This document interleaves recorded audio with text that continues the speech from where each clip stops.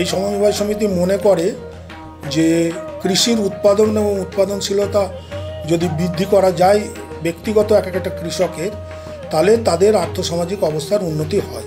আপনারা সবাই জানেন যে এক ফসলি যদি জমি হয় একটা কৃষক, সে শুধু খেতে পায়। তো সেইটাকে যদি 2 ফসলি করা যায়, 3 ফসলি করা যায়, তাহলে সে খেতে পাবে, জামা কাপড় পরতে পাবে এবং ছেলেমেয়েদের স্বাস্থ্য শিক্ষা হবে।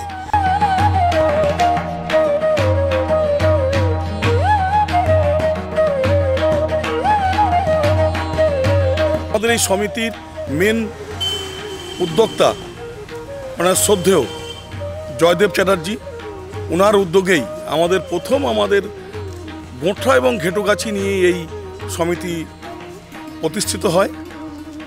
সেই সময় প্রত্যেকটা 2-3টে গ্রাম নিয়ে একটা সমিতি তৈরি হয়েছিল, কিন্তু গোঁঠা সমিতি জয়দেব চ্যাটার্জি, যিনি আমাদের পথিকৃৎ আমাদের এই গোঁঠা সমবায় কৃষি উন্নয়ন সমিতির, সেই জয়দেব চ্যাটার্জির উদ্যোগে পরে আমাদের আরও 2টো গ্রাম নিয়ে 4টে গ্রাম নিয়ে আমাদের এই গোঁঠা সমবায় কৃষি উন্নয়ন সমিতি প্রতিষ্ঠিত হয়।